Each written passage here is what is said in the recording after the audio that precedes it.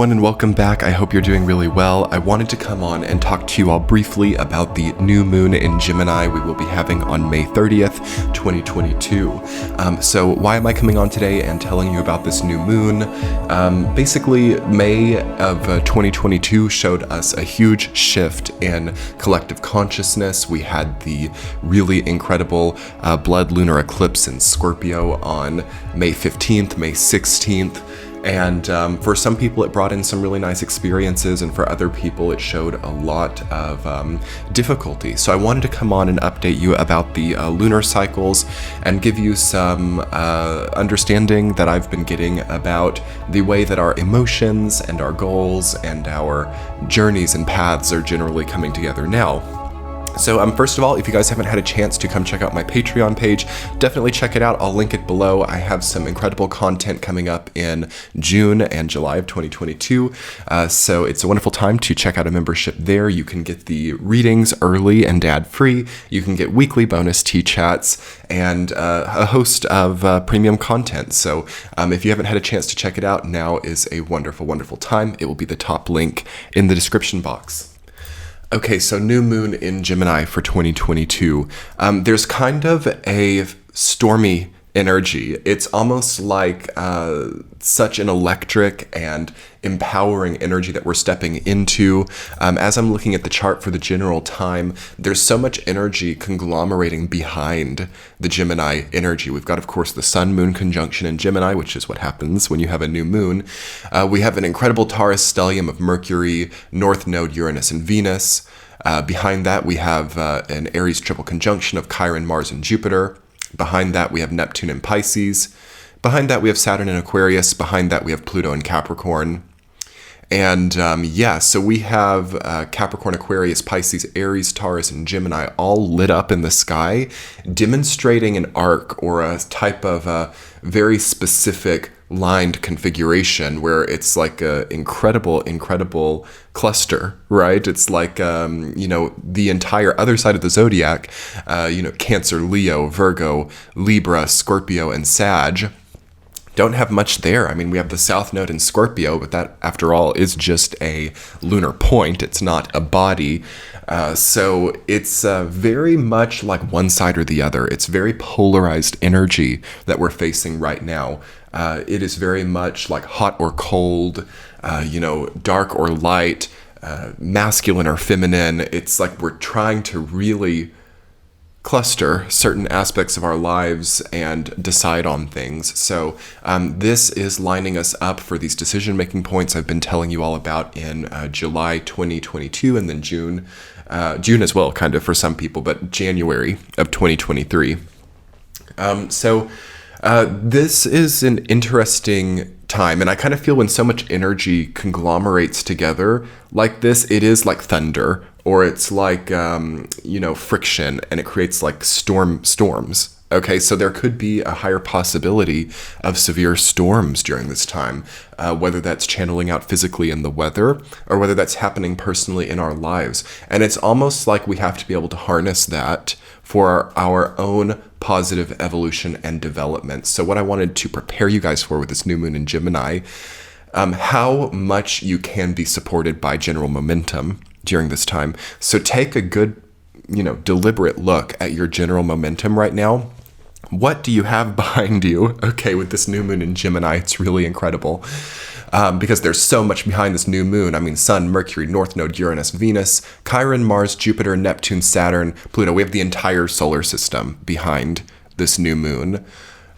So I feel that there are many people also who have a lot behind them. Okay, the journey starts now, which is what I called the Jupiter and Aries video, which I'll link below and in the top right hand corner. The journey is starting now for a lot of people, and I want you all to see that it is kind of starting now because I'm sensing in the collective a want to kind of defer or extend or put off, procrastinate these new beginnings, and they really need to start happening now. Okay, we have Jupiter Mars conjunct in Aries, right? And there's going to be another chance in the beginning of 2023 as Jupiter retrogrades back into Pisces and then moves back into Aries in January. We get a sort of second tier or second part two of the new beginning. But because Mars is there now, Mars being the ruler of Aries, in its home sign of Aries, one of the most pristine, beautiful times I've ever seen as an astrologer for a new beginning. Okay, new moon in Gemini, sextile, Jupiter, Mars conjunct in Aries.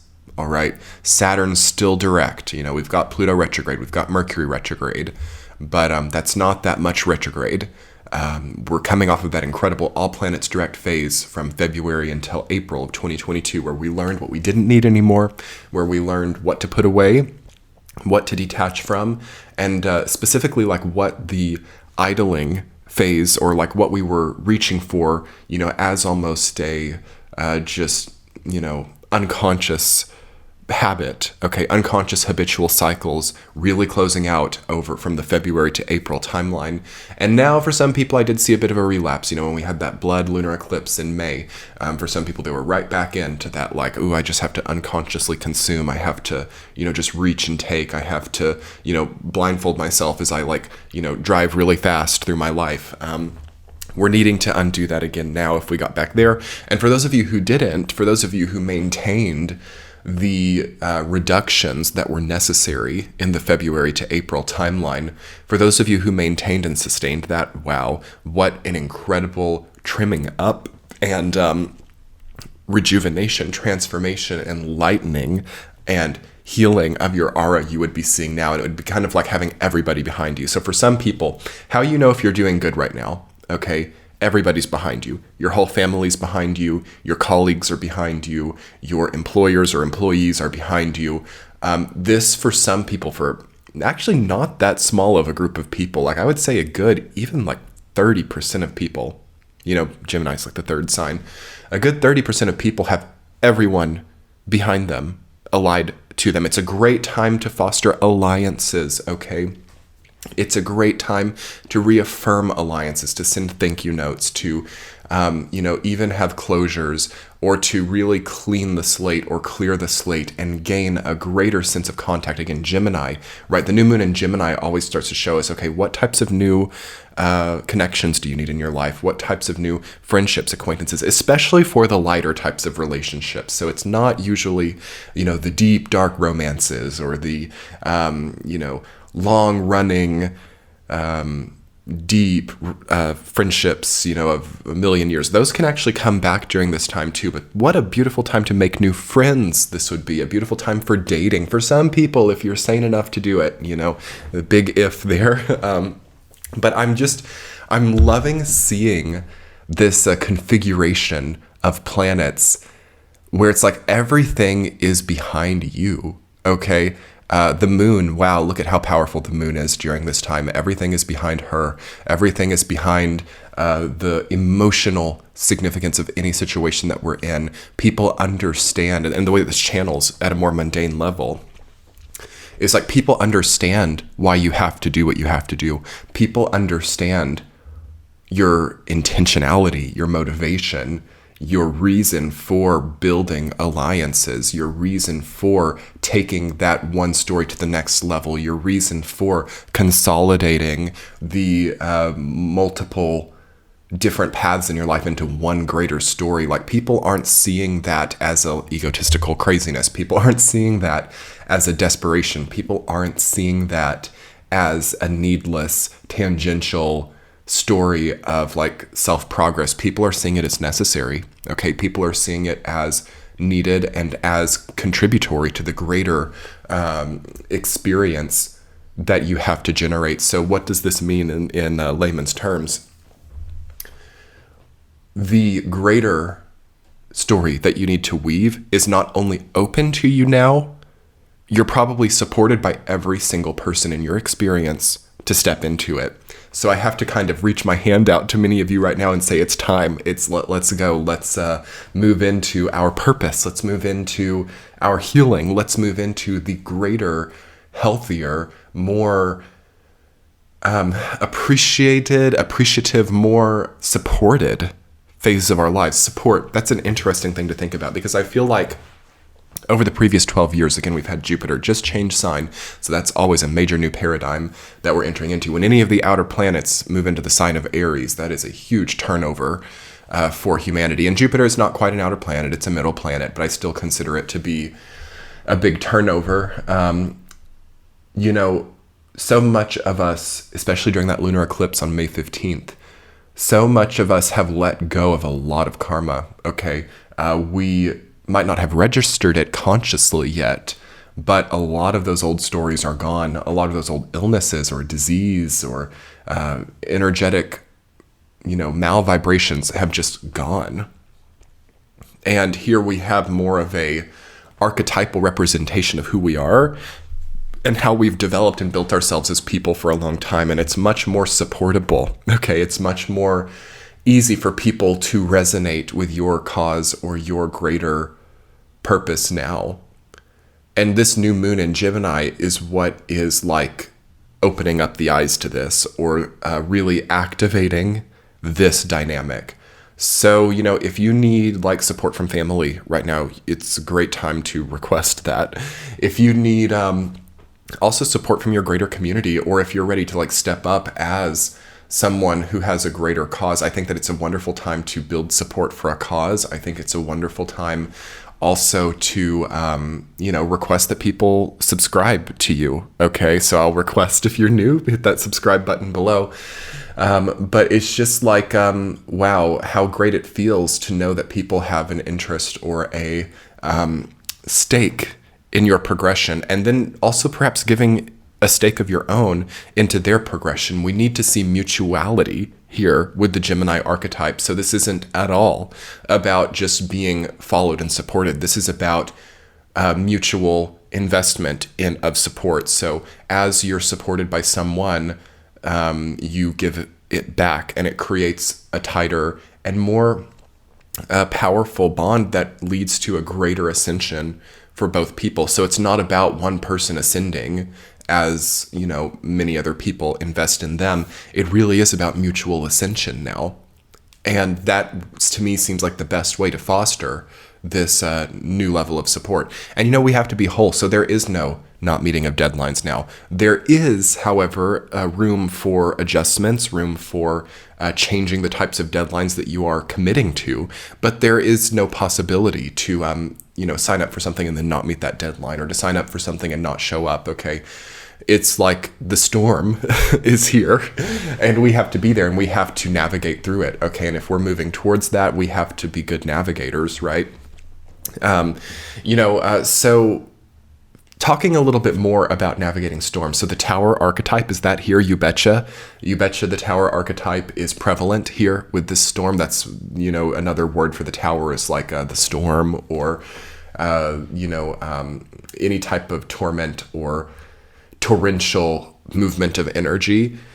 But it's almost supportive, or like anything that blows over during this time, any type of storm that happens, in your like interpersonal life, especially if you notice that you have like relationships disappearing still as a result of the lingering blood moon eclipse of May, any disputes, any also gut feelings or intuitions you have about saying, I need to quit that, I need to relinquish that, I need to clean that up a little bit.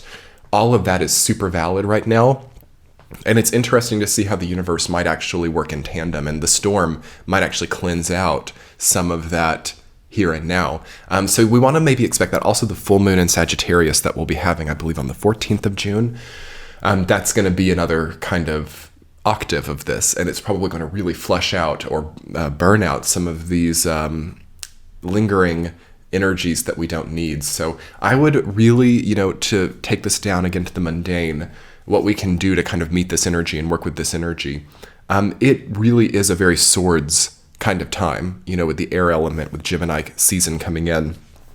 What do we need to cut away? Okay, the swords exist for a reason. We can either wield them and cut away what we know is already, had its time. As we prune plants, it's cruel at a certain point in time to not cut away their dead weight. We need to be able to differentiate between what is a living and no longer living part of the plant. Yes, that's primary. But once we've identified that something is just a dead weight, we really have to take impetus here during this period of time, starting, and this entire moon cycle, the entirety of June, is good for this, to cut away dead weight and allow for new growth, right? That's going to be substantially important. Otherwise, the universe is going to do it for us, and we're going to, sometimes when the storm comes through, it does take some that is not just dead weight. We can't so much choose when we're navigating a storm. So it's better to be more wholesome and not have as much dead weight, like just weighing us down, especially in a stormy type of climate. So why is it that we want sometimes to hold on to what is no longer living? Or why is it that we want to cling desperately to what has once grown but is no longer growing? I think that's a great thing to be journaling about and asking ourselves now, if you are still there. And usually the root of that is, comfort, safety, shield, trying to feel safe, trying to feel in control, right? Sometimes I'm surprised at how people who have a control issue enjoy even to have dead weight just because they know that they control when it goes, or they know that they could cut it off, but they don't. That is interesting to see. And those of you who can just spend some extra time during this new moon meditating, or throughout the course of this entire moon cycle over the next month, just being able to spend time thinking, like, what is growing in my life? What is a living, breathing thing? And how can I foster the best possible growth for that? And then what's also inhibiting that? Or what's a dead weight that maybe the plant is still trying to support, but it can't? And it's like a sad story at that point in time, isn't it? Where the soil and the water and the plant is attempting to provide resources to something that's not any longer viable. So that's very important to see during this time. And that's part of why we are so supported right now, is because some of us have a gap to bridge, okay? As we cut things away, we have to rely on the soil and on the integrity of the nucleus of the cells to regrow, because some of us have pretty much a lot of stuff to cut away. And we trust right at that point that there's going to be new growth. And, I have some beautiful plants right now that I've been learning through. And I've seen how, wow, I had to really do some hardcore pruning about a month ago on one of my plants, and I had to almost cut away everything. And I was so scared for it. I'm like, oh my gosh, what if it never comes back? What if that's all that it could be? And I'm serious, you guys, it got very humid outside, almost perfectly in tandem with the time that I did the pruning. And within just a few days, I wasn't even paying that much attention to the plant, it had completely become lustrous again and had grown so much, so many beautiful leaves. And now it's so much more preeminent than it ever was before. It's really incredible. And how quickly it happened within just a few days, when I thought that it might not have even been able to survive that pruning. So it's an interesting thing to watch how the earth energy can do that, and what the power of reduction or removal sometimes is. So I want to talk about something really interesting that just kind of piggybacking off of that. Watch out for trying to cut other people down, okay? Some people who have not so pure intentions right now might try to, cut off another person's resources or take away, but then watch how over just a few days, they're so much more preeminent than they ever were before. So it's a very poor time to have vendettas, to try to get back at people, to try to take another person down, to try to deplatform another person, because you might be giving them so much more. That is how the Earth archetype works, actually. That is part of the planet Earth. It's you take something away, or you reduce something, or you remove something, or you take from another, and then watch how much they grow. Okay?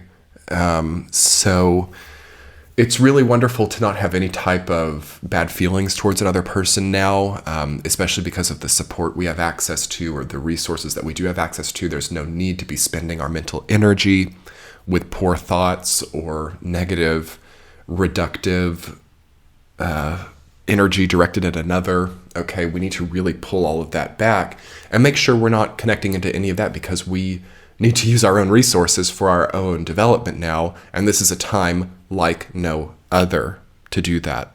All right. And lastly, what I would like to talk about for this video is like, if you're not quite feeling it, okay, like just in case, like I think a lot of you are feeling it, but I know that there's some people who've been through a major gauntlet in 2021 and they're just kind of wanting to like rest now, or they're just wanting to vacation now, or they're just wanting to heal now. So I think that's a really great thing to talk about right now too. You know, if you're kind of feeling like, yeah, Sky, I totally understand like what you mean about the support thing and about the greater growth that is possible with reduction now. But also, what if I want to just kind of like sunbathe or exist in a safer place and not, you know, make so many huge risks right now? That's not wrong either. Like, I think that there's less risk aversion in general. And it's interesting.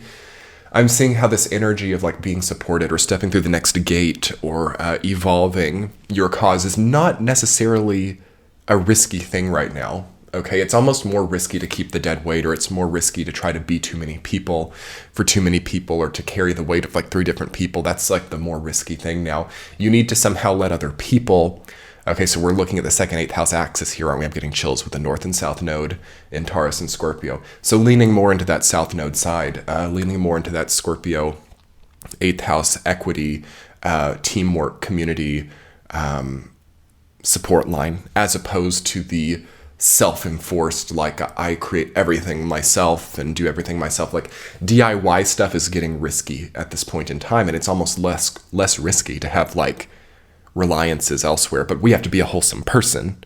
We can't be a crazy, vindictive, you know, toxic, drama craving person and expect to get a good result from the 8th house or get a good result from the other people, you know? So yes, is there an argument that says like, okay, being super self-composed, being super DIY, being super independent lets you be more toxic? Perhaps, okay? Because you don't have to rely so much on other people to get by. So yeah, it is tough to be a toxic person right now and seeing like, wow, okay, like I can't really relate to other people. But I think that there's an avenue for even, you know, if you've been struggling with toxicity or drama, to like even step out of that now too.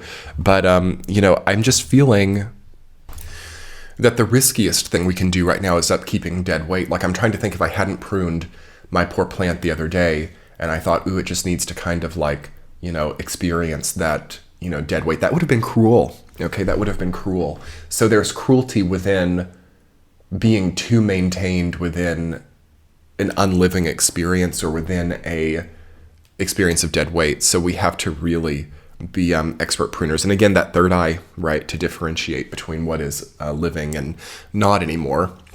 So, but again, speaking along the lines of like, okay, I have more of a gut instinct or intuition to be like easy supported and receptive and safe right now. Everybody does. I think that everybody has that. Again, I think that this is more of like a deep wound of the past that says like, if I'm involved with other people or if I'm evolving, I'm unsafe. Perhaps there's a period of time in the past where you were evolving and you were taken advantage of during that time, or your vulnerability was I don't know, targeted during an evolutionary process. I don't think that that's indicated during this time. So it's almost like we have to trust, like my plant did, the greater evolution, and trust that the new climate or the new environment is going to be really, really supportive for a very fast, wholesome growth. You know, and it's kind of taking us out of like that super hardworking, super factory-based existence, and it's letting us be more receptive as well. So I do think that there's a great opportunity for pairing more relaxation, more safety, more easygoing with evolution, progress, and new opportunities, new avenues. They do seem to me to be harmonious energy lines. At the same time, we have Mars, Jupiter in Aries, which wants us to be like very warrior-like, very soldier-like, very strong, very, you know, it takes bravery, right? Jupiter, Mars in Aries. So that is the difficulty of this time, is we have a risk versus safety conflict. And I would say that the Aries and Gemini as well kind of outweighs the need for safety, and it does want us to pursue more of a trusting and more of a also body strength Okay, so we need good core strength. We need good mobility, good, coordination to go through this time too. But the main thing that I wanted to tell you guys is a new beginning is coming with new moon in Gemini. And there's a great opportunity for support of pretty much everyone in your life, and probably healing a lot of the areas of the body that say, no, I'm not supported, or no, I'm not capable to regrow, or I'm worried that I won't regrow, or I'm worried that I won't be capable of sustaining in this climate.